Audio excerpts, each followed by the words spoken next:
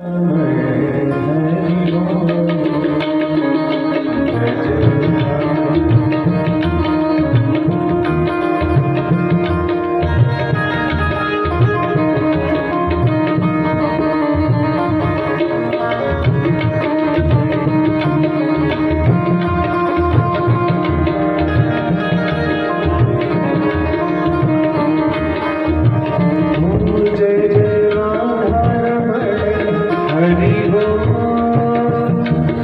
जय राधा रमण हरि बोल।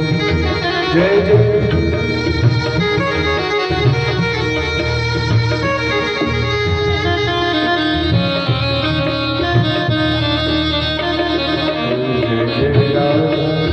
रमण हरि बोल। जय जय राधा रमण हरि बोल। जय जय राधा रमण हरि बोल। जय जय राधा रमण हरि बोल।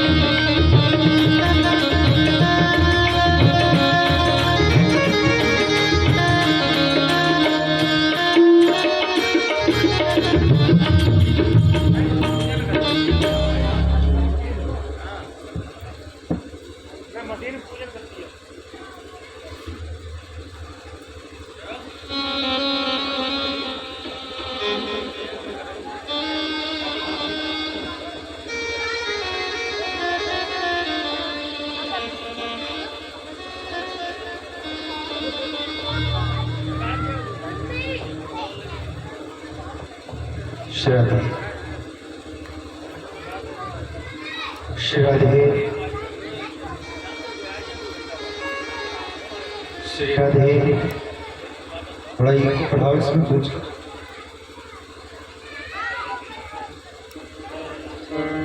श्री राधे राधे।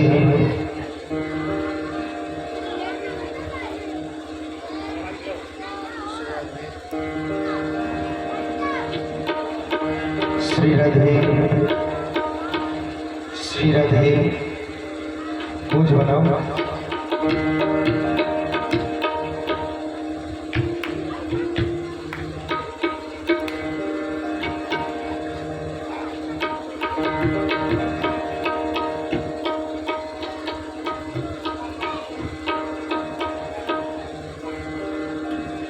श्री राधे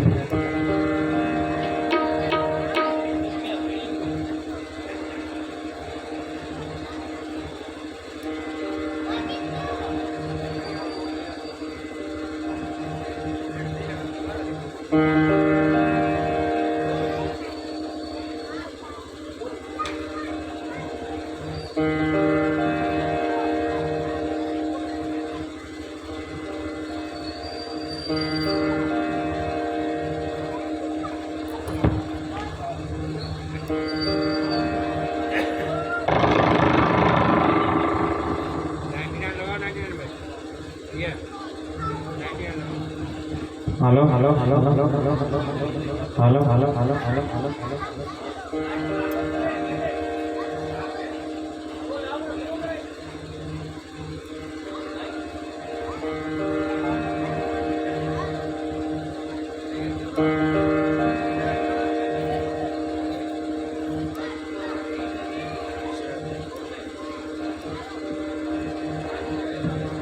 श्री राधे श्री राधे। बेस कम करो।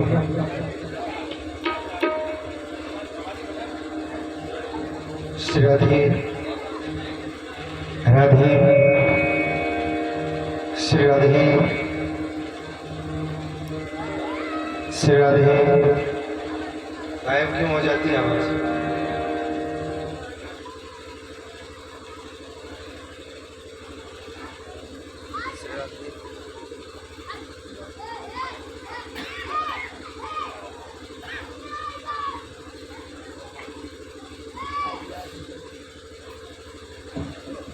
राधे राधे श्री राधे। इको बढ़ाओ, इको। श्री राधे श्री राधे गोविंद श्री राधे श्री राधे। ट्रेवल डालो, मिड कम खोलो, ट्रेवल डालो। श्री राधे राधे श्री राधे श्री राधे।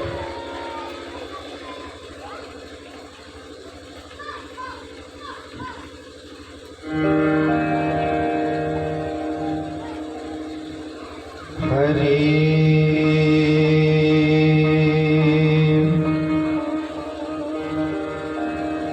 हरे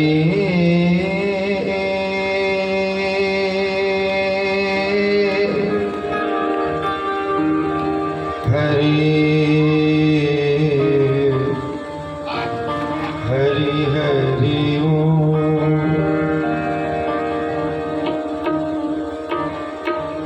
श्रीमन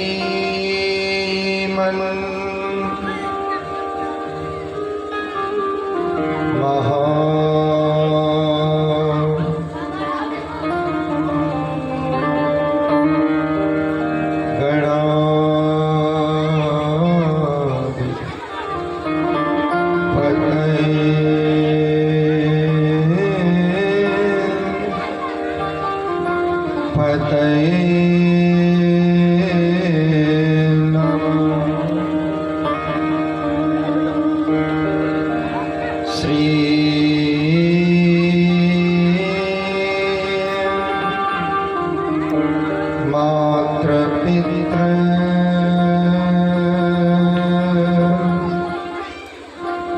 चरण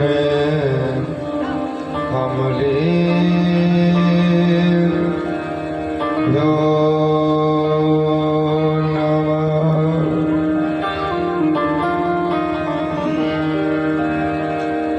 श्री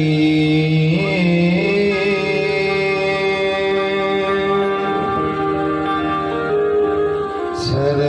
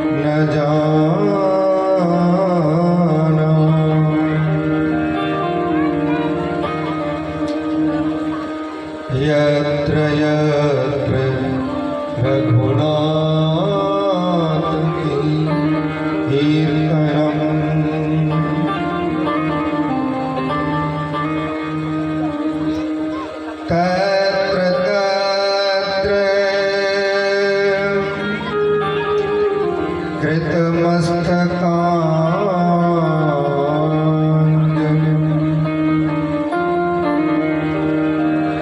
बाष्पवारी परिपूर्णलोचनं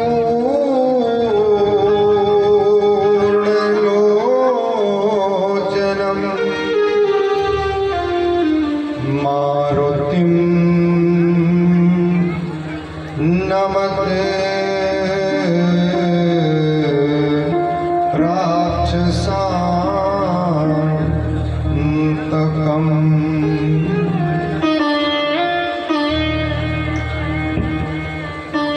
आइए श्री हनुमान जी विराजियो, कथा कहो मती अनुसार।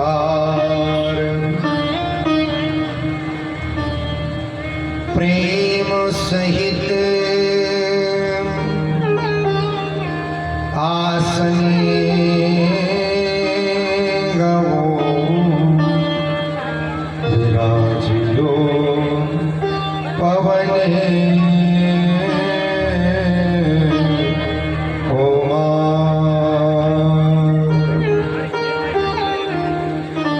पधारियो पवने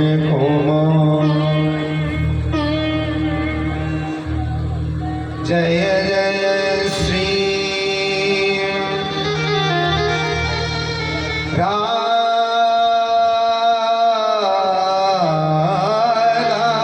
राधारमण। जय जय नवल किशोर। जय गोपी चित चोर प्रभु। जय जय माखन चोर। जय जय नवल किशोर। आगंतुक समस्त कथा के महानुभाव, मंदिर प्रांगण विराजमान जो भी दृश्य दृश्य शक्तियाँ, ग्राम के नगर के स्थान के जो देवता हैं, उनका वंदन अभिनंदन करते हुए साक्षात भगवान भोलेनाथ को इस व्यासपीठ से प्रणाम करते हुए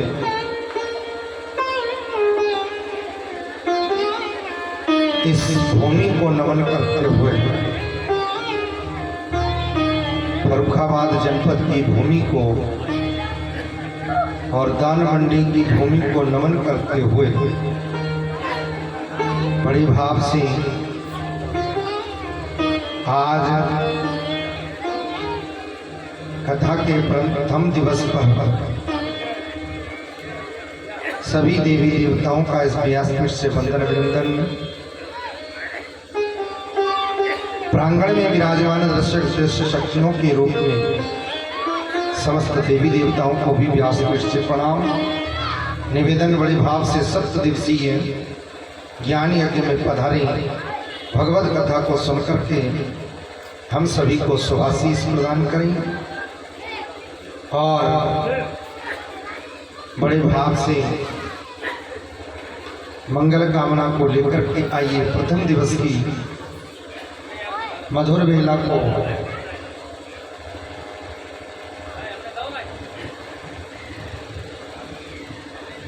मंगलमय बनाते हुए भगवान के चरणों में स्वयं को समर्पित करते हुए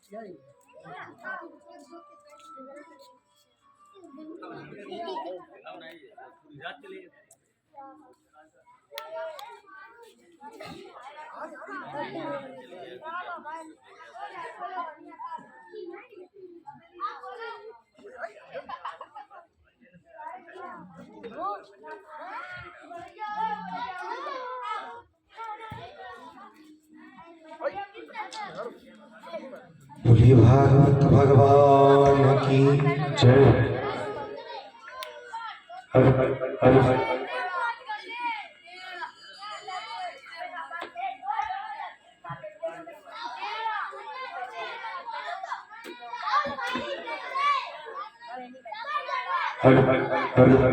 हर हर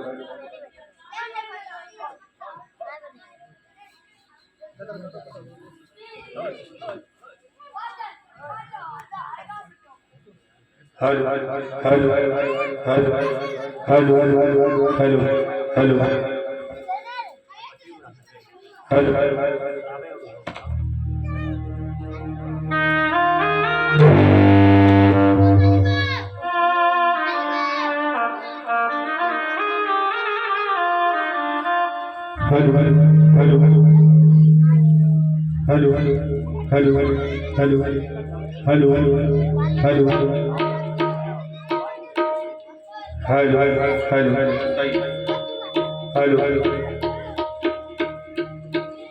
राधे राधे राधे।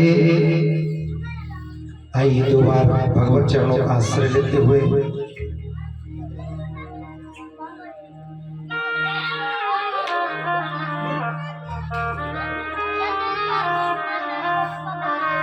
श्री रामचंद्र कृपाल वद मन हरण भव भय दारुणम्। श्री रामचंद्र कृपाल भज मन हरण भव भय दारुणम्। श्री रामचंद्र कृपाल वद मन हरण भव भय दारुणम्। श्री रामचंद्र कृपाल भज मन हरण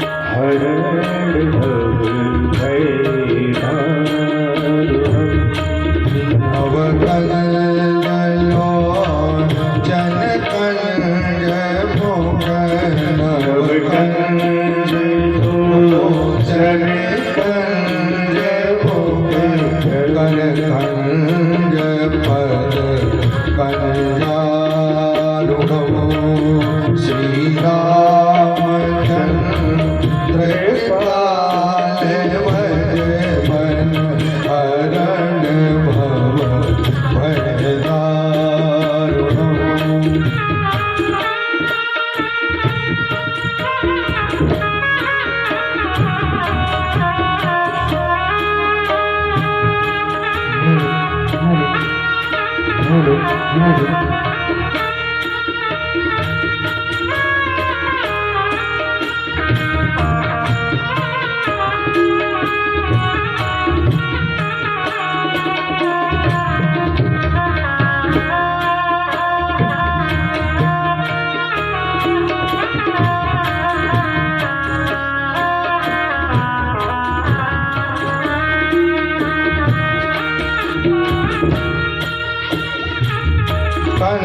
कंदर्प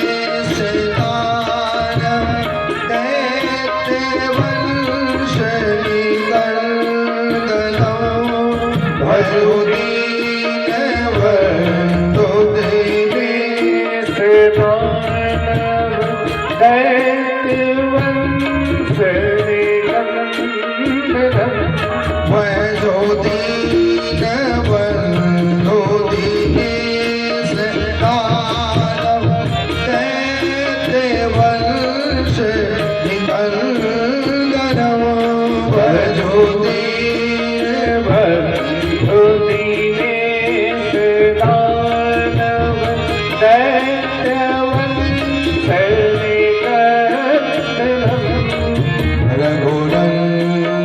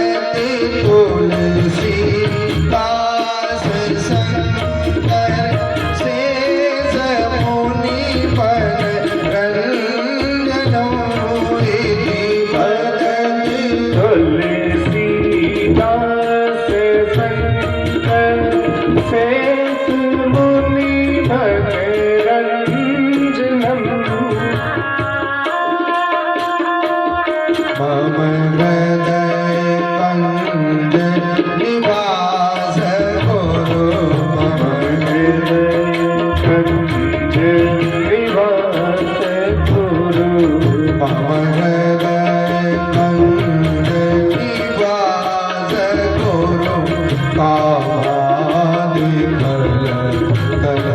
कादिकलकलगंजनम श्री रामचंद्र कृपाल भज मन रामचंद्र कृपाल भज मन हरण भव भयदारुणम नवकंजलो जनकनक भोग नवकंजलो जनकनक भोग कनकंज भर कनकारुणम श्री राम श्री राम श्री राम श्री राम श्री राम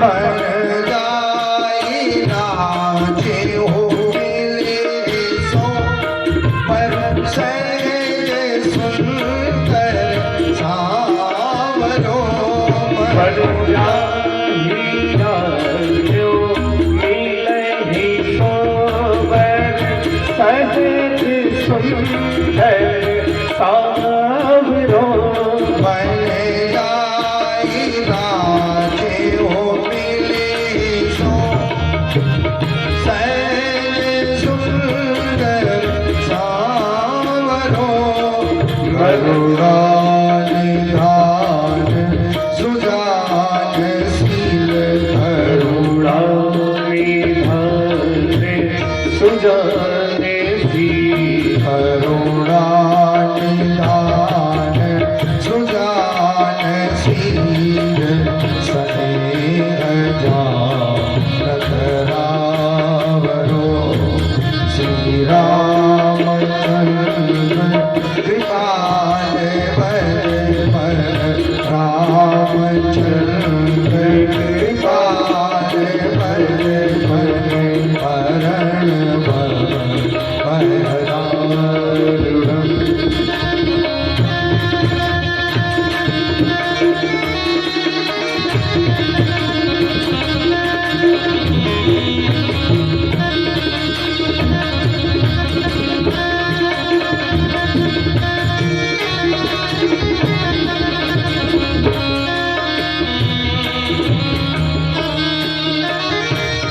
यही भांति गौरी असीस सोनी सी सही कहिए हर्षिते अली यही भांति गौरी शीस सुनुसी साहित्य हर्षित अली यही भांति गौरी असीस सोनी सी सही कहिए हर्षिते अली यही भांति गौरी शीस सुनुसी साहित्य हर्षित अली तुलसी भवानी पोते पोते तुलसी भवानी पोते पोते पोते मोदित मंदिर चले तुलसी भवानी पोते पोते तुलसी भवानी पोते हर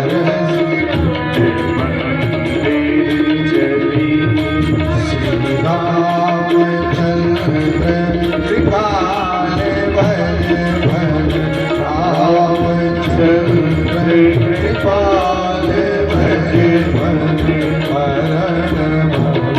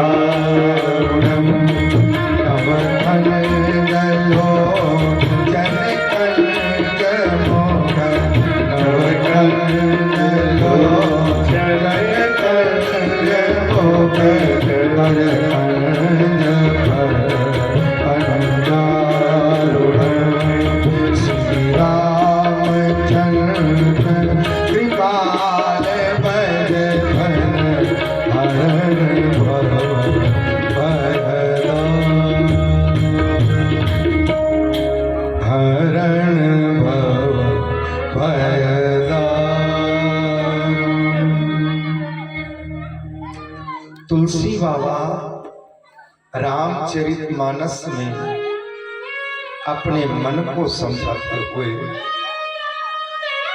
ये कहते हैं कि रे मन, इस दारुण भवसागर पार करने का जो सबसे सरल तरीका है, जिसके लिए राम नाम ही एक जहाज है, और ऐसे राम नाम रूपी जहाज में बैठ करके इस दारुण भव सागर से तू पार जा सकता है। इन पंक्तियों का जो श्रुति भाव है, जो सार भाव है, तुलसी बाबा अपने मन को समझाते, मन को ही क्यों समझाते हैं? इस दुनिया में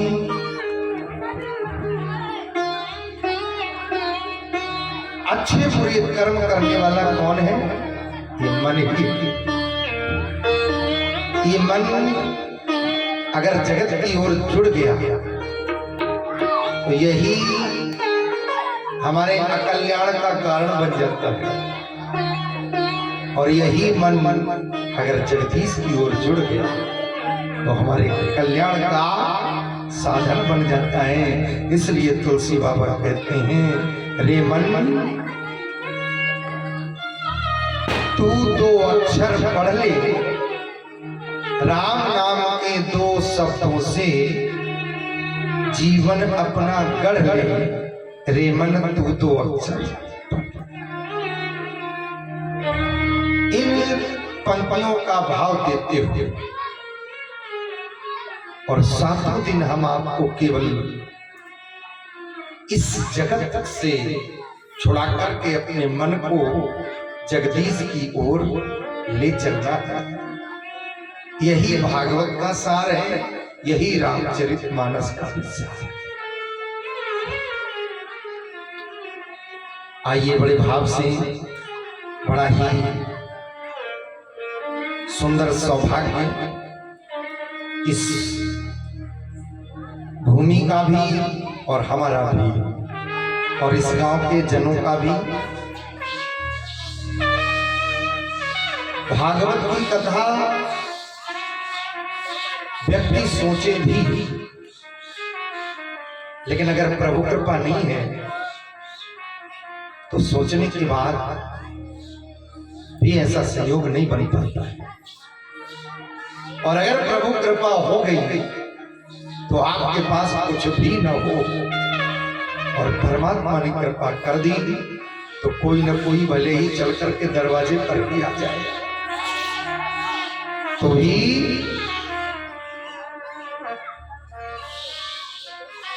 जब कोई पुण्य कार्य किया जाता है, जब व्यक्ति अपने मन से किसी पुण्य कार्य को करने की ओर अग्रसर होता है तो वो पुण्य का कार्य उसके पुण्यों का फल होता है। लेकिन जब वही कार्य परमात्मा की इच्छा होती है तो हो सकता है वो किसी को आपके दरवाजे पर भी भेज करके आपके ऊपर कृपा कर रहा है, क्योंकि ऐसा रामचरितमानस सुंदर कांड में लिखा है। बिनु हरि कृपा मिलही नहीं संता। एक बात और बता दें, बड़ा सुंदर भाव है। जब आपके पुण्यों का उदय होता है तो किसी महात्मा के पास आपको भेज देते हैं। कब? बोले जब पुण्यों का उदय होता है, आपके पुण्य प्रबल हो गए, पुण्य ज्यादा है, तो पुण्यों का फल ये है कि आप महात्मा का दर्शन करने के लिए चले जाते हैं। लेकिन अगर भगवान कृपा करता है तो महात्मा चलकर ही दरवाजा, और भगवान के शुभ गुण गणों का वाचन और श्रवण करता है। ये है प्रभु कृपा का फल। तो प्रभु कृपा का फल क्या है? बोले वो अपनी चर्चा किसी न किसी माध्यम से, यद्यपि आपके पास सामर्थ्य नहीं है, लेकिन फिर भी किसी न किसी माध्यम से आपको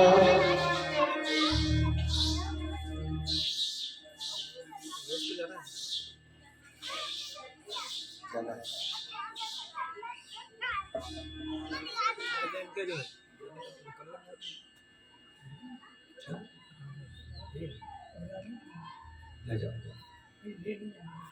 हाँ, अगर 7 बजे तक टेम्पल तो 7 बजे संपर्क।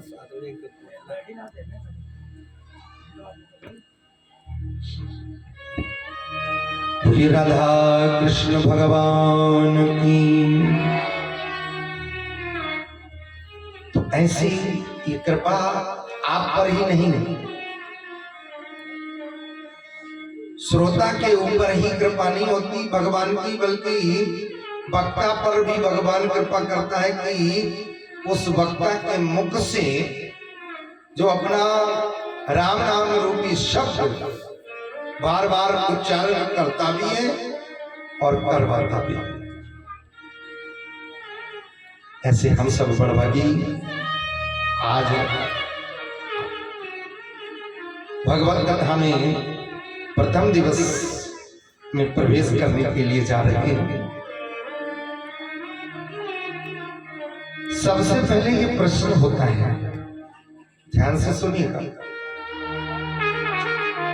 दुनिया में अमुक अमुक अमुक अमुक कार्य करने के लिए अलग अलग तरीके हैं, उनका अपना अलग अलग फल है।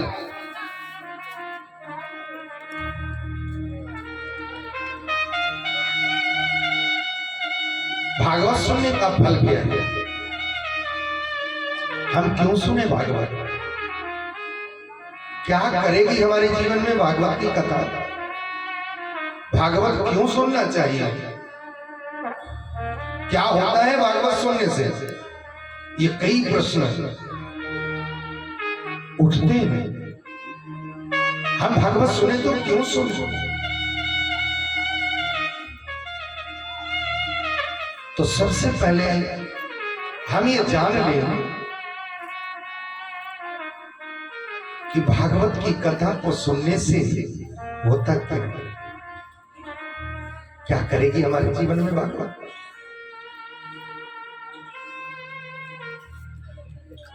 व्यास जी ने जब इस भागवत की रचना करी तो व्यास जी ने मन में विचार किया कि आने वाले कलयुग में,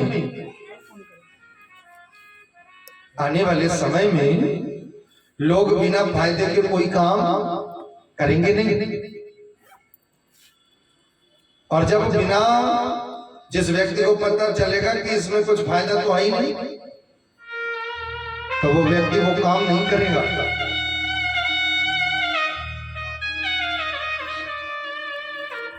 तो श्री व्यास जी ने सबसे पहले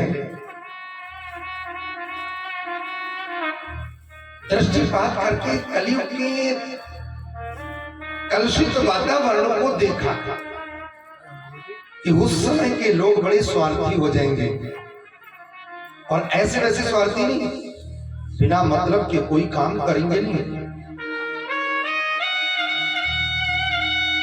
तो सबसे पहले आने वाले समय के लोगों के लिए ये दिखाओ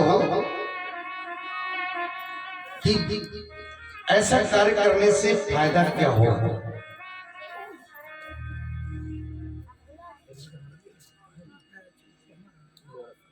और श्री व्यास जी ने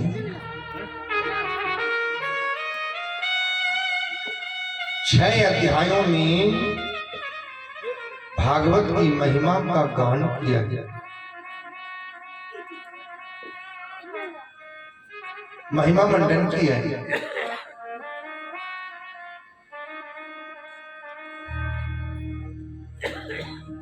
अरे भाई, कोई व्यक्ति बहुत अच्छी कार्यशैली में रत हो, लेकिन और अपने आप अपनी महिमा गाए कि भाई हम तो इतने अच्छे, हमारे अंदर ये गुण है, तो ये अच्छा है कि दूसरा कोई उसकी तारीफ करे तब बढ़िया है। मजा तो तब है, आनंद तो तब है जब कोई दूसरा व्यक्ति उस व्यक्ति का महिमा मंडन करे, उसकी तारीफ करे। तो ये जो 6 अध्याय भागवत में प्रथम दिए हैं, ये 6 अध्याय पद्म पुराण से लिए गए हैं। भागवत की महिमा किस पुराण ने गाई? बोले पद्म पुराण ने गाई है।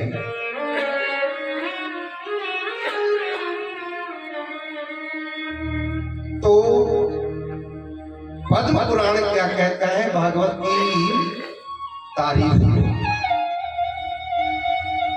पद्म पुराण कहता है कि भागवत की कथा को सुनोगे तो आपके भीतर भक्ति, ज्ञान, वैराग्य जागृत हो जाएगा।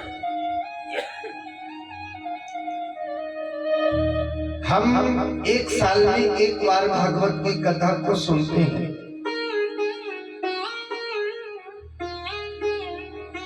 जैसे हमें सुधा के लिए भोजन बार बार करना होता है, जैसे शरीर के लिए भोजन की परम आवश्यकता होती है,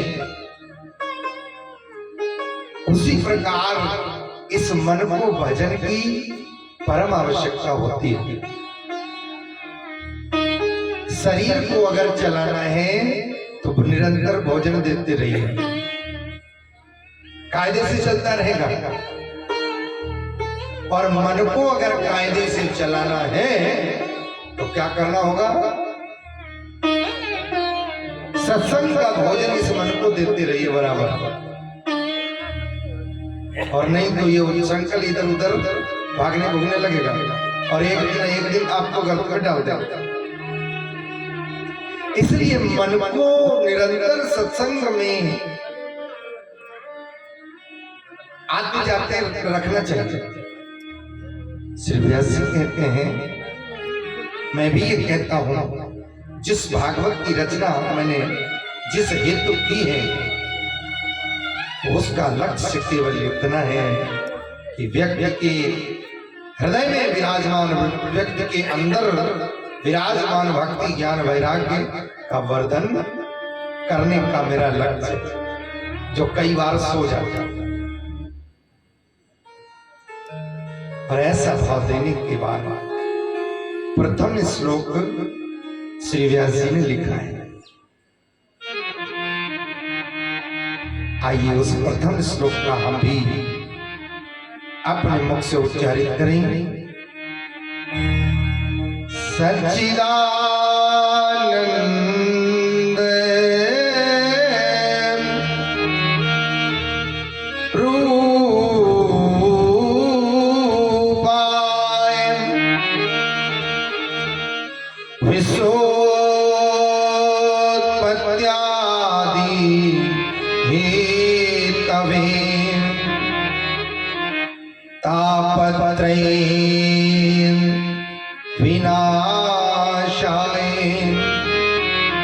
श्री कृष्णाय वयं नमः।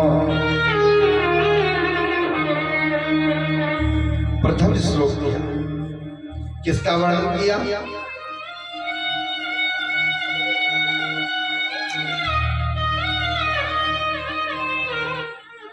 भागवत की कथा में प्रथम श्लोक उच्चारित किया। किसकी महिमा गाई? श्री कृष्णाय वयम नुमः। भगवान श्री कृष्ण को प्रणाम किया। एक आदमी ने दूसरे आदमी से कहा, भाई हम प्रणाम कर रहे हैं, आप भी प्रणाम करिए। उस आदमी ने उत्तर दिया, श्री कृष्ण का प्रणाम करना क्या देगा, हम क्यों करने श्री कृष्ण को प्रणाम। उस व्यक्ति ने कहा कि आप जानना चाहते हो? तो श्री व्यास जी ने इस श्लोक में कई चीजें बताई हैं। पहली चीज बताई, भगवान के स्वरूप का वर्णन किया है। अच्छा, मैं भी आपसे पूछूं,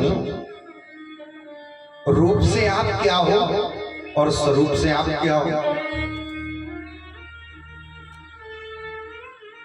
आपका रूप तो सुनीता के रूप में आप विराजमान हैं, और स्वरूप से क्या है?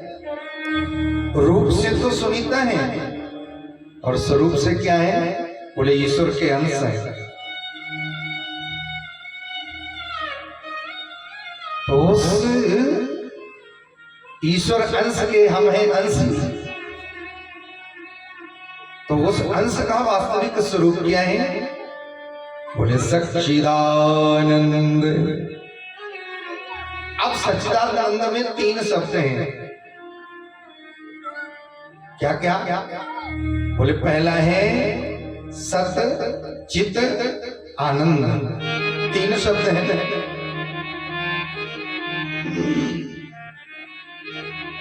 तो सबसे पहला प्रश्न होता है इसमें, जब 3 शब्द हैं सत चित आनंद, सत्य कहते हैं सत्य को, तो थोड़ा और स्पष्ट करिए ना, सत्य किसे कहते हैं? सत्य माने क्या होता है?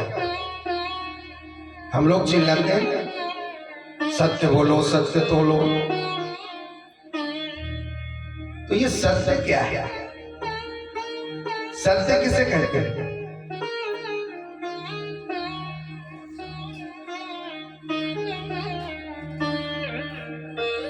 तो श्री व्यास जी कहते हैं सत्य उसको कहते हैं तो जो जब हम नहीं थे तब भी वो था, जब हम हैं तब भी वो है, और जब हम नहीं रहेंगे तब भी वो रहेगा। ऐसी जिसकी सत्ता हो उसे क्या कहते हैं? सत्य कहते हैं। तीनों कालों में जिसकी सत्ता मौजूद हो उसे सत्य कहते हैं। अच्छा, हम सत्य हैं कि ये शरीर सत्य है कि आत्मा सत्य है? बोलो। शरीर मिथ्या है, आत्मा सत्य है। क्यों सत्य है? इसलिए सत्य है क्योंकि ये ईश्वर का अंश है, इसलिए सत्य है। और ये शरीर, बोले ये शरीर 5 लोगों का है। किसका किसका? क्षिति जल पावक गगन समीरा, क्षिति जल पावक गगन समीरा, पंच तो यह अधम शरीरा। अच्छा, कहीं भी किसी भी ग्रंथ में आप उठा करके देख लो, आत्मा के लिए अधम कहीं प्रयोग नहीं हुआ, लेकिन इस पंचायती धर्मशाला के लिए कई जगह अधम प्रयोग हुआ। ये पंचायती धर्मशाला है। पृथ्वी, जल, वायु, आकाश, अग्नि, इन्होंने मिलकर के ये हमारा ये शरीर 5 तत्वों से बना। और एक दिन ये शरीर जो है, जिनका अंश है ना, जब हम इस दुनिया से विदा लेते हैं तो ये पांचों लोग अपना अपना अंश हमसे ले लेते हैं। आत्मा अतिरिक्त है परमात्मा से मिलने के लिए। आज सत्य कहते हैं त्रिकालाबाधित को, इस शरीर में आत्मा सत्य है, शरीर मिथ्या है। तीनों कालों में जिसकी स्थिति एक जैसी बनी रहे, जो हमेशा रहे, उसे सत्य कहते हैं। और दूसरा शब्द आता है चित्त। चित्त माने क्या होता है? चित्त कहते हैं चेतन को, और चेतन के बिल्कुल मूल में आप जाइए तो चेतन कहते हैं प्रकाश। चित्त माने इस शरीर में चित्त के रूप में क्या विराजमान है? बोले आत्मा। आत्मा का रूप क्या है? बोले प्रकाश।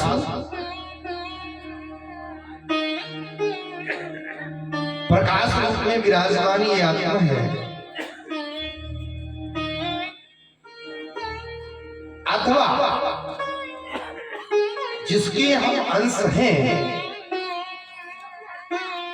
उस हमारे अंशी को किसी से ज्योति प्रकाश उधार लेने की जरूरत नहीं है। सूर्य चंद्रमा भी जिसके प्रकाश से प्रकाशित हो रहे हैं,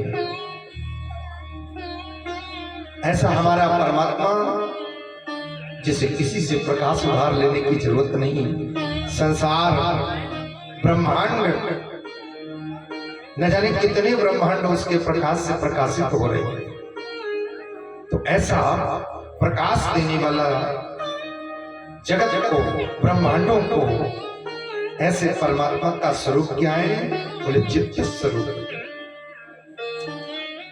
और तीसरी बात आती है आनंद स्वरूप। आनंद माने क्या होता है? आनंद किसे कहते हैं? आजकल तो हम लोग कहीं भी कोई छोटी मोटी चीज खाएं या थोड़ा छोटा मोटा कहीं बोझा उतार कर रख दिया और ठंडी ठंडी हवा लगी, तो उस हवा को खाने के बाद में कह देते हैं वाह साहब आनंद आ गया। क्या बस इसी का नाम आनंद है?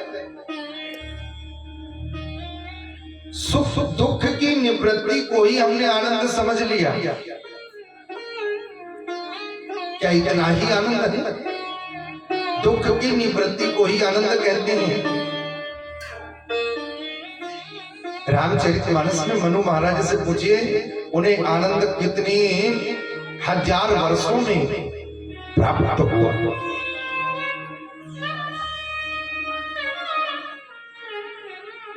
तेईस 23,000 वर्ष और ठाड़ी रही एक पग दो। पत्नी और पति 23,000 वर्ष तक खड़े रहे और फिर भी उन्हें आनंदानुभूति नहीं हुई। उसके बाद में दूसरा जब जन्म मिला, राजा दशरथ बने, तो पूरा जीवन निकल गया, चौथापन आ गया। और तब कहीं जिज्ञासा बस गुरुदेव के पास में गए, तब गुरुदेव ने उस आनंद स्वरूप परमात्मा की प्राप्ति 4 रूपों में कराई। और हमें केवल दुख की निवृत्ति हो गई तो हमने उसी को ही आनंद समझ लिया, दुख की निवृत्ति को ही आनंद मान लिया। लेकिन वो परमात्मा राम आनंद का स्वरूप सहजता में प्राप्त नहीं होता। लेकिन दूसरी तरफ एक बात भी कही गई, हम लोग प्रयास करने के बाद भी उसको प्राप्त नहीं कर पाते, उसको जान नहीं पाते। लेकिन तुलसी बाबा कहते हैं जब वो कृपा करता है तो सहजता में प्राप्त भी हो जाता है और उसको जाना भी जा सकता है। सोई जाओ नहीं जेहि देव जनाई,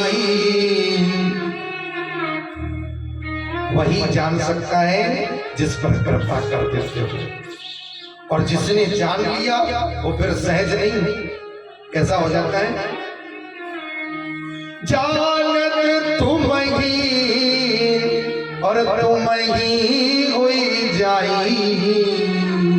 भागवत भी यही कहती है, ब्रह्मविद ब्रह्मैव भवति, ब्रह्म को जानने वाला ब्रह्म के जैसा हो जाता है। और वही रामचरितमानस भी कहते हैं, जिसको प्रभु जनवाना चाहते हैं वो जानने वाला भी आपके ही जैसा हो जाता है। जानत तुम ही हुई जाई। भगवान की महिमा को जिसने जान लिया फिर वो भगवान के समान हो जाता है। भगवान की महिमा जो गाने लगता है, भगवान की महिमा जो सुनने लगता है, वो भगवत तुल्य हो जाता है। मेरे पास क्या है? जैसे आप हो वैसे ही मैं हूं, लेकिन जहां जाता हूं ईश्वर के गुणानुवाद गाता हूं तो ईश्वर के समान ही हमारी पूजा होती है। ये हमारी पूजा नहीं, ये उसके गुणानुवाद गा रहा हूं इसलिए पूजा होती है।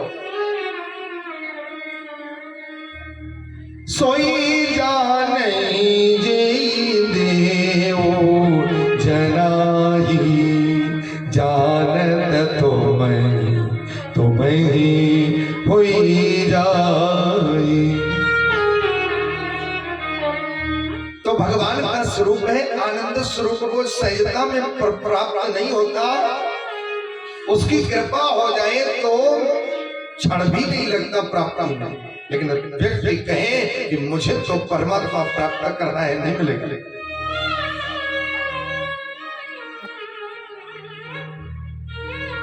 उसका स्वरूप है आनंद का। अच्छा नहीं मानते तो फिर सोच लो, लोग कहते हैं कि आनंद का स्वरूप कैसे परमात्मा का होगा। दोनों तरीके से, चाहे रामायण उठा लो चाहे भागवत उठा लो। गुरु वशिष्ठ को जिस समय नाम रखने के लिए बुलाया तो नाम क्या रखा है राम जी का? प्रारंभ कहां से किया? जो आनंद सिंधु सुख राशि,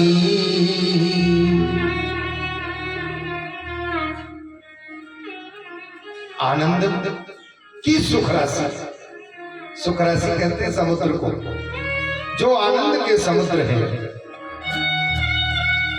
जो आनंद सिंधु सुख राशि, सी करते त्रैलोक सुपासी। तीनों लोगों का जो भरण पोषण करने वाले, तीनों लोगों को सुख देने वाले, ऐसे कौन? बोले राम। अच्छा ठीक है, ये तो गुरु वशिष्ठ जी ने लिख दिया। भागवत में आओ, 5वें दिन जब हम कन्हैया का प्राकट्य कराते हैं तो कितने लोग हैं? तो जन्म के समय क्या गाते हैं जरा बताना तो। नंद घर आनंद भयो, कोई ये गाता है नंद घर कृष्ण भयो? कोई नहीं गाता। नंद घर आनंद भयो जय कन्हैया। भागवत में भी वही गणना की गई और रामचरितमानस भी। तो ऐसा कौन? बोले वही परमात्मा आनंद का स्वरूप है। आनंद स्वरूप परमात्मा,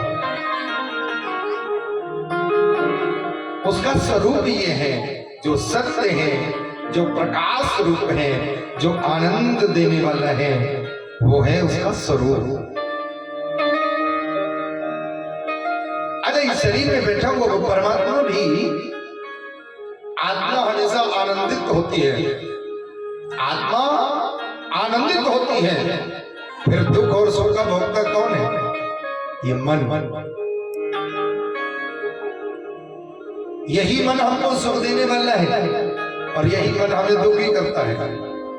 आत्मा आनंद स्वरूप है और वो आनंदित होती है कब? मन ने टिक्की खाई, मन ने कचौड़ी खाई तो भूख मिटी, खुश हो गया। आत्मा कब आनंदित होता है? आत्मा तब आनंदित होता है जब प्रभु का कोई बढ़िया सा भजन कर, पास आओ आपने कमाल कर दिया, अच्छा आनंद आ गया। और जब अच्छा मधुर संगीत सुनने के बाद, गीत सुनने के बाद, प्रभु भजन सुनने के बाद आत्मा प्रभु के स्वरूप का वर्णन किया और उसके बाद उसने प्रभु के कर्तव्यों का वर्णन किया। वो करता क्या? रामचरितमानस की चौपाई के आधार पर आए तो उसका कोई रूप नहीं है। बिनु पग चलई सुनई बिनु कान्हा,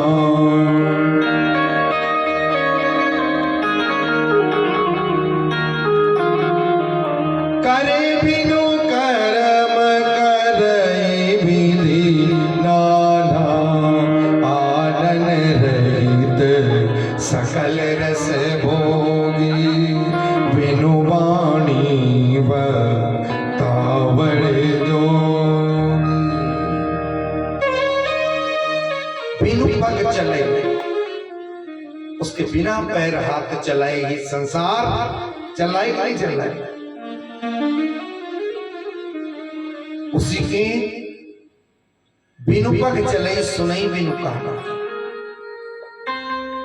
कहा तो लोग एक कान से नहीं सुनते और वो परमात्मा बिना कान के भी सुनता है। भाव की आवाज हो तो गीत ने आवाज लगाई, ग्राह ने आवाज लगाई, दोनों की आवाज भाव की थी तो उस ग्राहक को बचाने के लिए तुरंत गज को बचाने के लिए आ गया। अगर भाव की आवाज आनन रहित, एक भी मुख नहीं है पर ऐसी कोई वस्तु नहीं है जिसका वो स्वाद न लेता हो। आनन रहित सकल रस भोगी और बिनु वाणी, बिना मुख से कहे हजारों लोगों के उत्तर दे देता। रूप भी नहीं, स्वरूप भी नहीं और फिर भी हर तरीके से वो कार्य कर रहा है। भागवत में आ जाइए तो रामायण की बात, तो करता क्या है? बोले विशोत्पत्त्यादि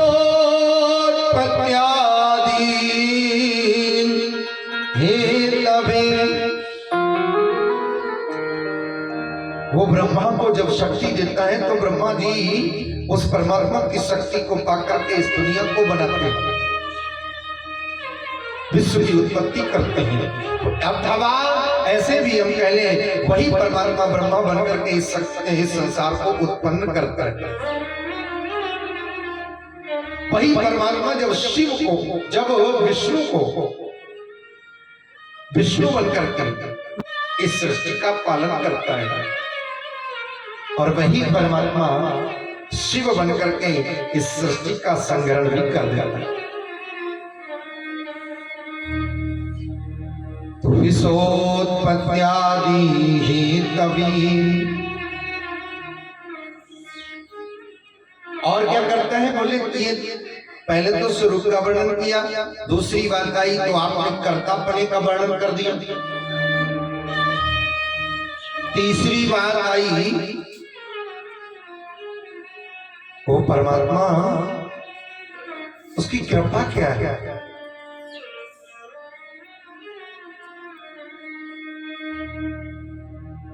हमको कृपा भी बताइए। तो श्री व्यास जी कहते हैं तापत्रये विनाशाय, वो परमात्मा 3 प्रकार के तापों का नाश भी करता है। तो साहब ताप क्या है? तो साहब रामचरितमानस में भी यही गाया गया है। दैहिक दैविक भौतिक तापा,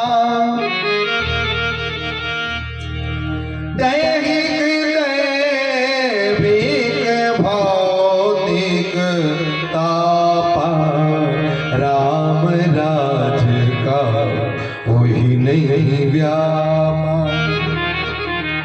राम के राज्य में ये 3 प्रकार के ताप खत्म हो गए थे। काहू ही नहीं व्यापा। अथवा यूं कह ले जो भगवत शरण में आ जाता है उसके 3 प्रकार के कष्ट हरि हर लेते हैं। पहला कौन सा है? बोले दैहिक। दैहिक माने क्या होता है? दैहिक कष्ट कैसे कहते हैं? बोले दैहिक कष्ट कहते हैं जो देह से उत्पन्न होते हैं। देह से होने वाला कष्ट हम दैहिक कष्ट कहते हैं उसको। देह से कैसे? बोले शरीर में बीमारी लग गई, असह्य शरीर के द्वारा पीड़ा,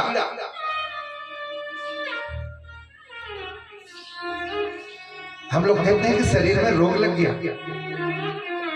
तो शरीर है क्या? ये भी तो जान लीजिए। अगर वेद उठा करके पढ़ो तो वेद ये कहता है, हम कहते हैं साहब शरीर में रोग लग गया, लेकिन वेद उठा करके पढ़ो तो वेद ये कहता है ये शरीर ही है। शरीर व्याधि मंदिरम। शरीर माने शरीर, व्याधि कहते हैं बीमारी को, मंदिर कहते हैं घर को। तो वेद के हिसाब से ये शरीर क्या हुआ? शरीर व्याधि मंदिरम। और जो जिसका मंदिर है उसमें वो आएगा जरूर। कोई भी आदमी बिना कारण के नहीं मरता इस दुनिया से, बिना कारण के नहीं जाता। कोई ना कोई रोग उसको लग जाता है, तभी उसकी मृत्यु होती है। यहाँ से बिना कारण कोई नहीं जाता। तो दैहिक कष्ट, हम आप इस दुनिया में 3 प्रकार के कष्टों से दुखी हैं। दैहिक, दैविक, बहुत चौथा दुख नहीं है। तो पहला दैहिक कष्ट है। दैविक कष्ट, दैहिक कष्ट समझ में आ गया? देह से उत्पन्न होने वाला दुख दैहिक कष्ट कहलाता है। दूसरा है दैविक कष्ट। दैविक कष्ट किसको कहते हैं? दैविक कष्ट कहते हैं देवताओं के द्वारा दिया जाने वाला कष्ट। आराम से सड़क पर चल रहे थे, वो किसी ने आकर के टक्कर मार दी। ग्रह कोई जन्म कुंडली में खराब हो गया, माने उस कुंडली में कोई ऐसा ग्रह नाराज हो गया जो किसी व्यक्ति के द्वारा आपको दुर्घटित करा दिया। अथवा फसल खड़ी है, अकारण बरसात हो गई, इंद्र देवता नाराज हो गए, अकारण बरसात कर दी, तो पूरी की पूरी लहलाती हुई फसल नष्ट हो गई। इसको कहते हैं दैविक कष्ट। भौतिक कष्ट, भौतिक कष्ट कहते हैं, भौतिक माने संसार होता है, संसारियों के द्वारा दिया जाने वाला कष्ट भौतिक कष्ट कहलाता है।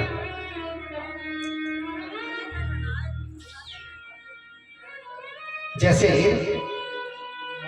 सर्प डस ले, जहरीला जीव कोई आपके ऊपर झपट पड़े, उससे हानि हो जाए। जैसे लड़ाई होते होते कोई ईंटा पत्थर बंदूक इत्यादि गोली से, इस कष्ट को हम कहते हैं, माने संसारियों से दिया जाने वाला कष्ट बहुत ही कष्ट कहलाता है। लेकिन जब आप भक्त बन करके सत्संग की ओर आते हैं, आपके ये तीनों कष्ट परमात्मा हर लेता है, ऐसा भाव इस श्लोक में है। तापत्रय विनाशाय, तो उस व्यक्ति ने कहा कि इसलिए ये हमने 3 बातें आपको बताई, इसलिए भगवान श्री कृष्ण को प्रणाम करते हैं। श्री कृष्णाय वयम नमः, इसलिए हम भगवान श्री कृष्ण को प्रणाम, जो परमात्मा सत्य है, जो परमात्मा इस जगत को प्रकाशित कर रहा है, जो परमात्मा इस जगत को आनंद दे रहा है, जो परमात्मा ब्रह्मा बनकर के जगत बनाता है, विष्णु बनकर के पालन करता है, शंकर बनकर के संग्रह करता है, जो परमात्मा तीनों प्रकार के तापों का नाश करता है, इसलिए श्री कृष्णाय वयम नमः, इसलिए भगवान कृष्ण को प्रणाम है। और भगवान श्री कृष्ण जो कि भागवत के प्रतिपाद्य देवता है, भागवत के देवता को प्रणाम करने के बाद अब भागवत के जो मुख्य वक्ता है उनको प्रणाम किया गया। यम प्रजनत मनुपेतम पेतकृत्यम द्वैपायनो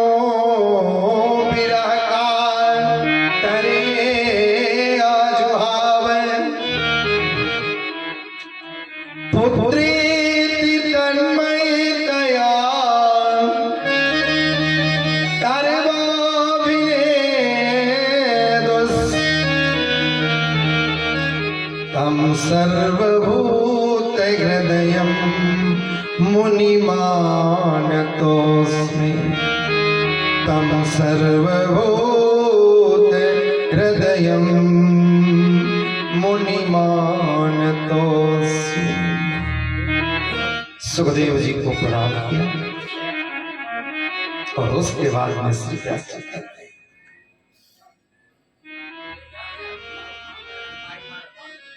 एक बार की बात है, बड़ा ध्यान से सुनिए।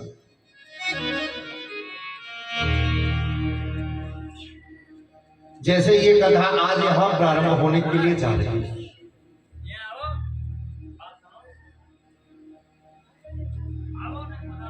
ऐसे ही एक बार 88,000 महात्मा एक जगह इकट्ठे हुए। काहे को 88,000 महात्मा एक जगह इकट्ठे हुए। क्यों इकट्ठे हुए? बोले इसलिए इकट्ठे हुए कि कोई ऐसा मिले जो हमें 1000 महीने का सत्संग सुना। कितने महीने का? 1000 सहस्र सममास का 1000 महीने का कोई सत्संग हमारे साथ हमें भगवान की चर्चा सुनाए।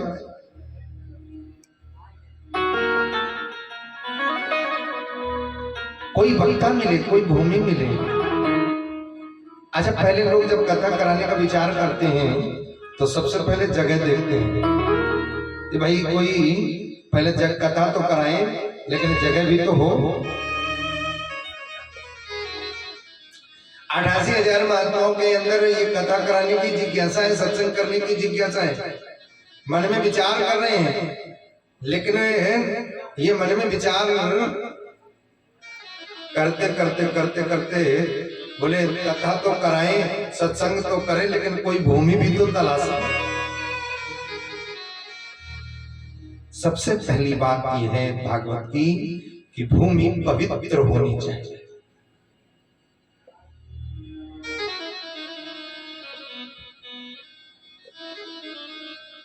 88,000 ऋषियों को ढूंढते ढूंढते जब कोई पवित्र भूमि नहीं मिली,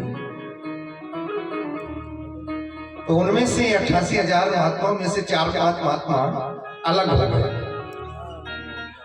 बोले हम सब तो नहीं जा सकते, लेकिन हम 4-5 चलो ब्रह्मा जी के पास चलते। वो ब्रह्मा जी के पास में गए। ब्रह्मा जी के पास में जाकर के ब्रह्मा जी से निवेदन किया, महाराज हमें कोई ऐसा स्थान बताइए, पवित्र भूमि बताइए, जिस पवित्र भूमि पर हम 1000 महीने का सत्संग करें। ऐसी भूमि बताइए। ब्रह्मा जी ने कहा मैं नहीं बता सकता।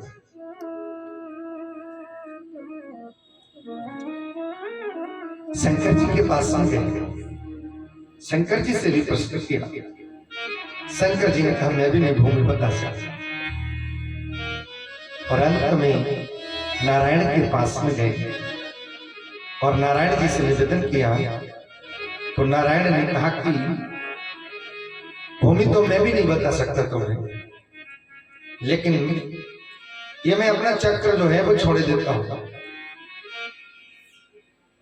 और ये चक्र जहां पर जाकर के रुके, जहां पर जाकर के ये चक्र गिरे, वही समझ लेना तुम्हारे लिए चक्र तीर्थ बन जाएगा। और जिस भूमि पर, जिस जगह पर इसकी धूरी गिरे, वही तुम्हारे लिए पावन भूमि कथा के लिए होगी। चक्र छोड़ दिया। चक्र चलता चलता कहां पहुंचा? चक्र पहुंचा है सीतापुर जिले के वन में। और वन में जाकर के जब चक्र गिरा, तो चक्र से चक्र तीर्थ बन गया। और जहां पर नीमी गिरी, तो नीम के गिरने से, नेमी माने होती है धुरी, और जंगल में गिरी तो उसी अरण्य कहते हैं जंगल को। तो नेमी जब गिरी तो उसी जंगल का नाम हो गया नेमिशारण्य। हमारी भागवत की जितनी भी कथाएं हुई, उन सब कथाओं का प्रादुर्भाव नैमिष की पावन भूमि से हुआ।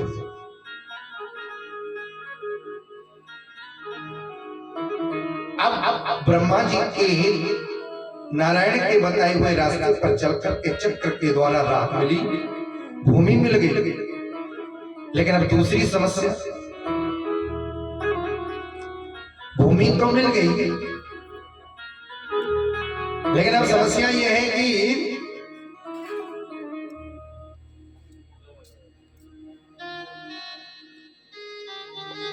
भक्ता कौन कितने दिनों तक सत्संग करेगा?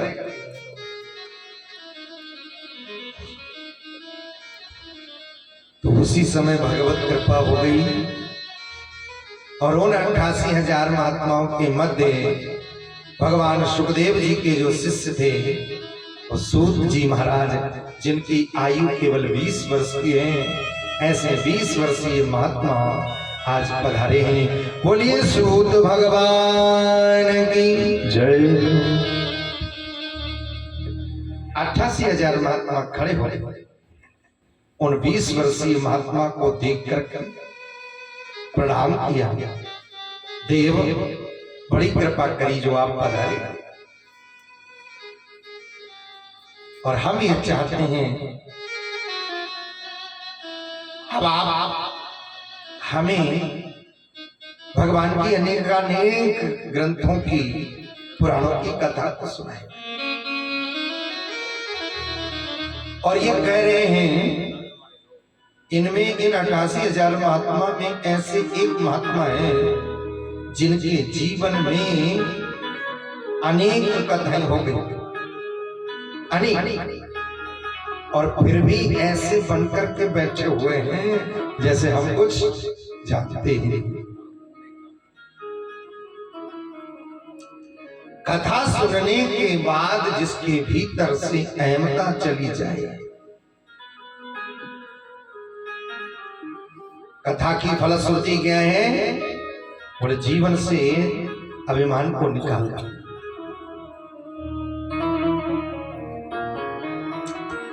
तो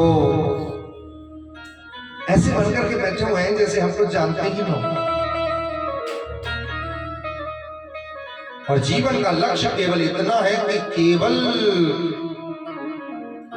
रसस्वादा कुशलहा, बस निरंतर भगवान की कथा कानों में पड़ती रहे, बस यही जीवन का लक्ष्य। भागवत में एक प्रश्न हुआ, ये जो मनुष्य का शरीर मिला है ये क्यों मिला है?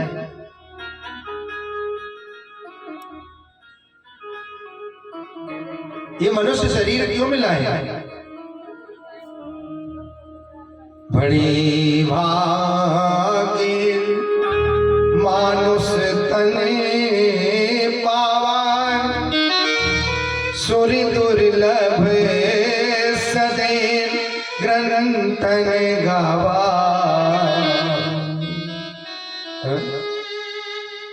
देवताओं को भी दुर्लभ है। अच्छा, देवताओं को क्यों दुर्लभ है? मनुष्य जब पुण्य करता है और जब उसकी पुण्य आत्मा यहां से सिधारती है तो स्वर्ग जाती है, और स्वर्ग में देवता की योनि को प्राप्त करता है। वही मनुष्य जो देवता बना है वो विचार करता है कि जिस मनुष्य शरीर के द्वारा हम देवता बने हैं तो ऐसा मनुष्य शरीर बार बार मिलेगा।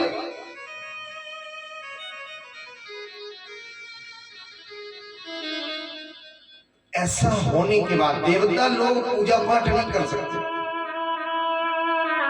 यहां से जब मनुष्य मर करके जाता है, देवता बन जाता है, तो जितने भी उसके मनुष्य शरीर में किए गए कर्म हैं वो कर्मों को देव योनि में भोगता है। देवता भोग तो सकता है लेकिन अपना कर्म प्रारब्ध नहीं बना सकता। वो चाहकर भी मनुष्य नहीं बन सकता। कब तक?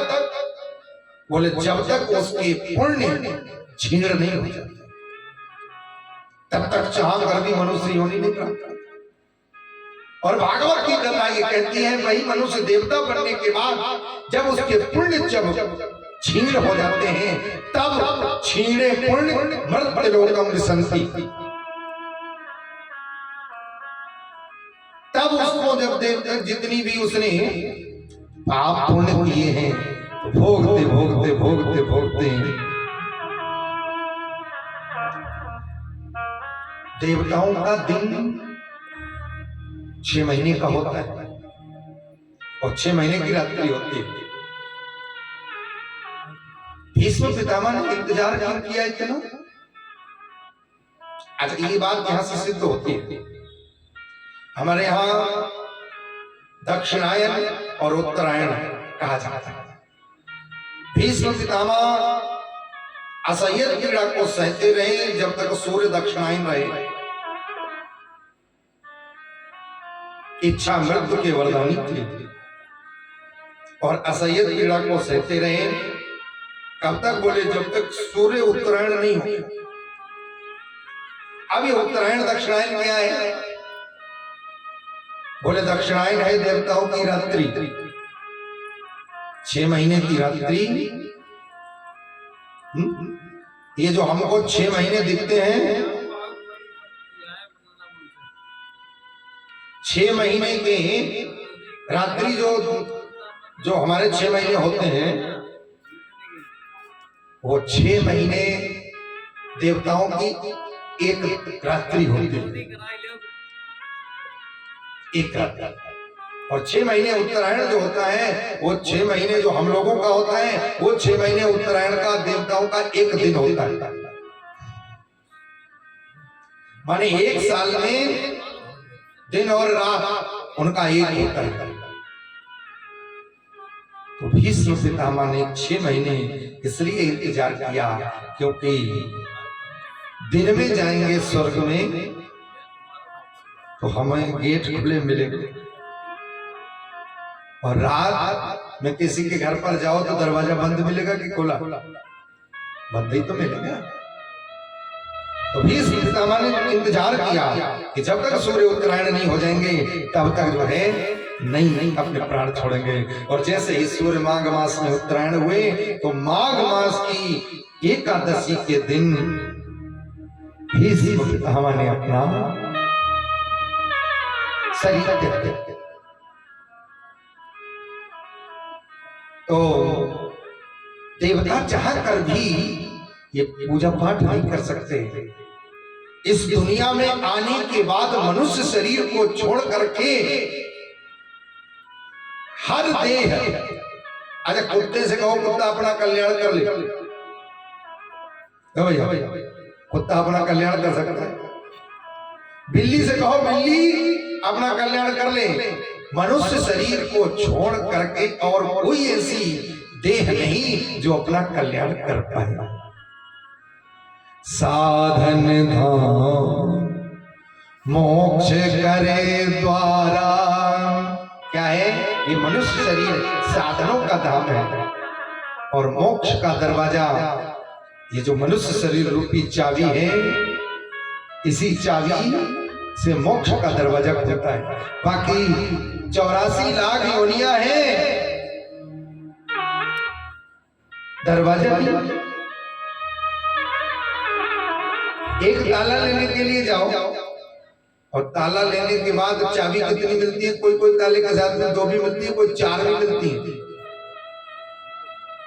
लेकिन उनमें एक मास्टर चाबी होती है। ताला बंद तो 3 चाबियों से हो जाएगा, लेकिन खुलेगा उसी मास्टर चाबी से। और वो मास्टर चाबी है 84 लाख योनियों में केवल मनुष्य का शरीर। और ऐसा मनुष्य शरीर पाकर के देव दुर्लभ देह पाकर के भी जो मनुष्य अपना कल्याण नहीं करता, देवता कहते हैं कि मेरी नजर में वो अभागे, मेरी नजर में वो अभागे। तो इसलिए नैमिष की पावन भूमि में सूत जी पधारे। सूत जी को देख करके 88,000 महात्मा खड़े हुए, स्वागत किया। स्वागत करने के पश्चात एक वहीं पर बालू का ऊंचा सा आसन बना दिया। आसन बनाने के बाद बालू से ही, क्योंकि वहां पर रोली तो थी, बालू का ही तिलक कर दिया। दंडवत प्रणाम करके अपना प्रश्न निवेदित किया। प्रश्न किया,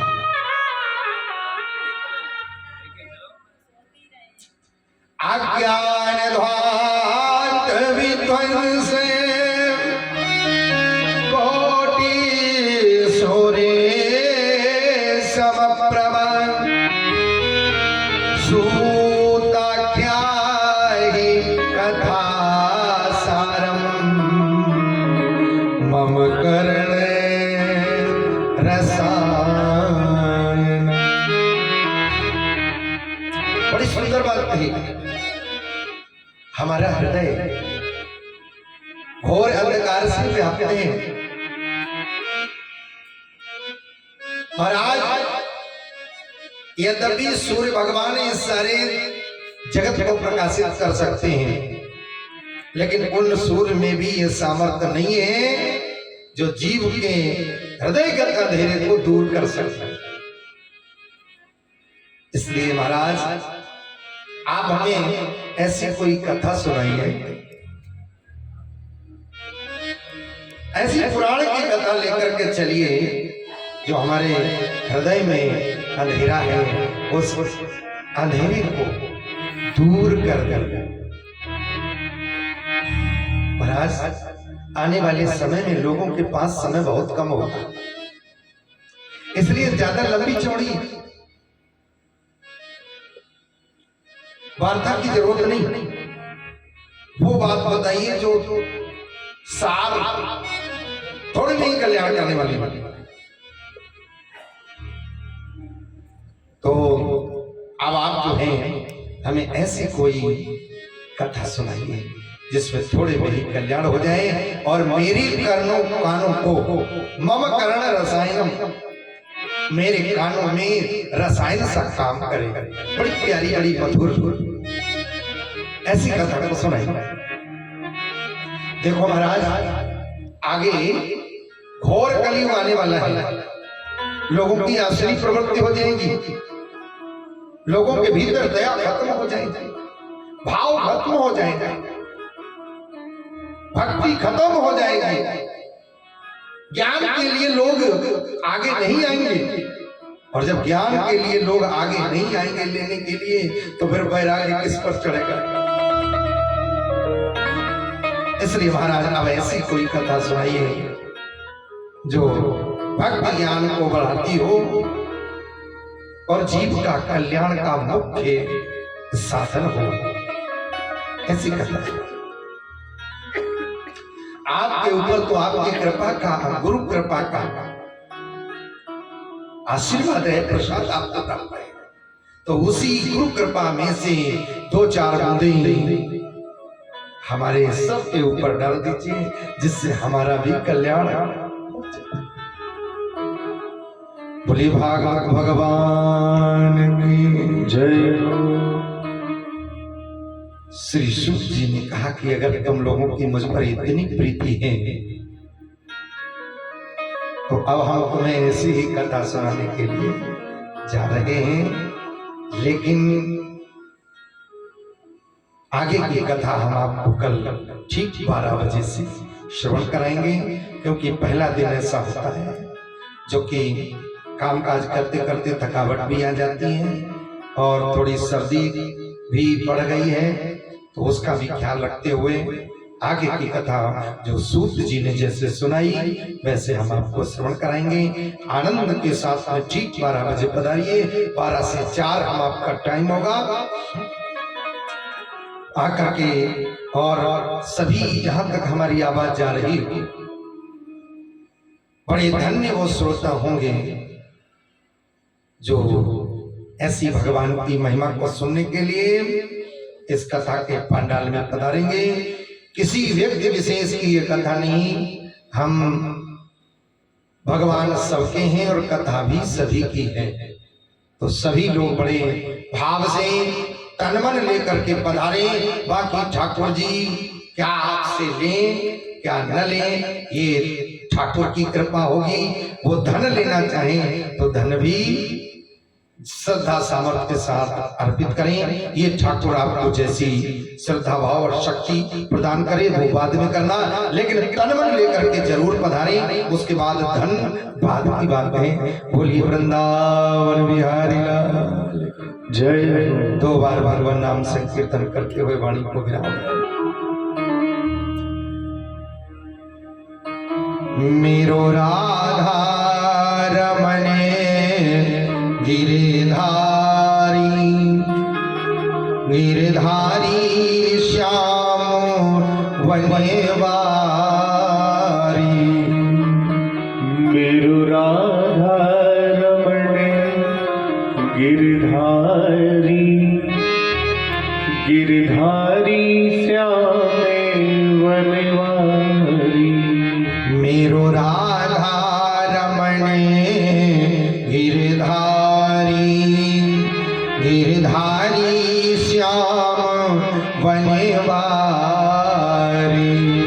मेरो राधा रमण गिरधारी गिरधारी श्याम वनवारी। गिरधारी श्याम वनवारी। गिरधारी श्याम वनवारी। गिरधारी श्याम वनवारी। मेरो राधा रमण गिरधारी गिरधारी श्याम वनवारी।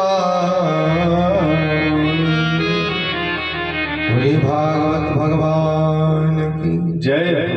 भगवान शिव की प्रेरणा से और हमारे सुनीता जी के माध्यम से आपके गांव में 7 दिवसीय ज्ञान यज्ञ आप सभी को भगवत कृपा का आशीर्वाद के रूप में प्राप्त हो रहा है। बड़े भाव से पधारिएगा। मैंने निवेदन किया ये कथा किसी व्यक्ति विशेष की नहीं, आप सभी की है। बड़े भाव से आकर के तन मन से सहयोग करिए। बोलिए वृंदावन बिहारी जय। आइए खड़े होकर के आरती करें।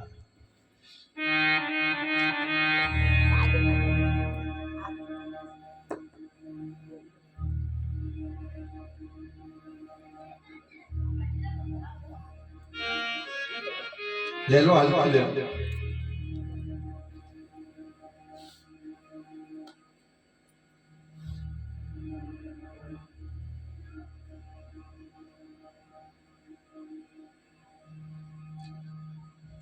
आरती गाऊं प्यारी तुमको मनाऊं, आरती गाऊं प्यारी तुमको मनाऊं, श्रीवा के बिहारी तुम्हारी आरती गाऊं, वाह के बिहारी तुम्हारी आरती गाऊं।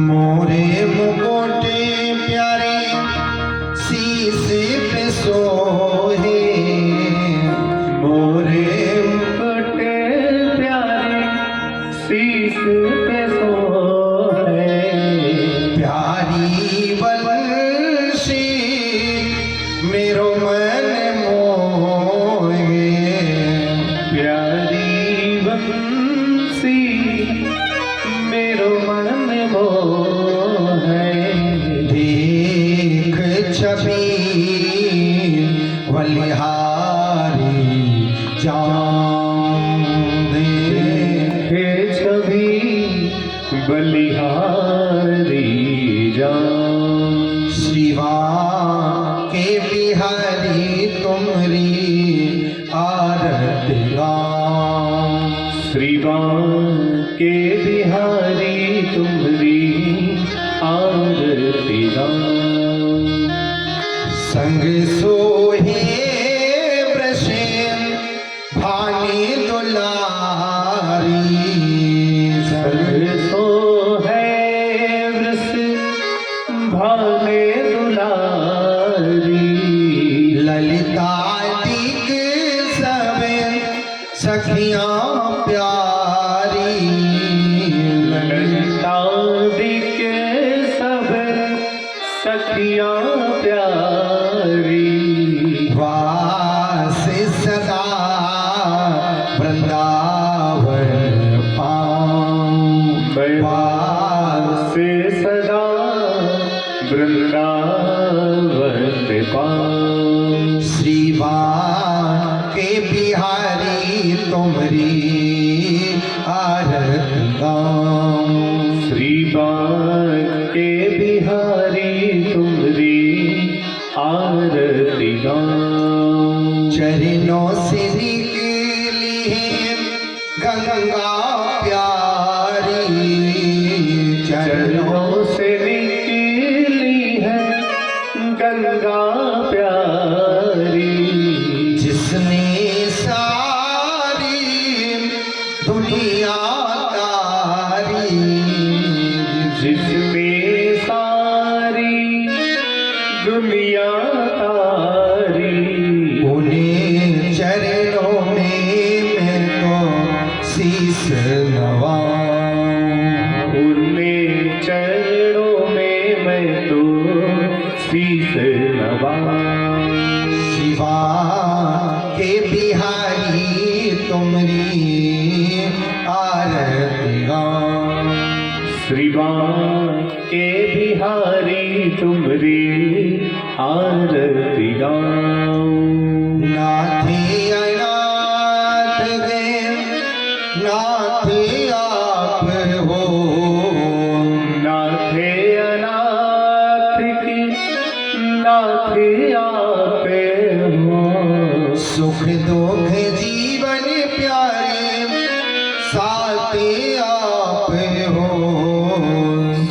दुख जीवन प्यारी साथ आपे हो।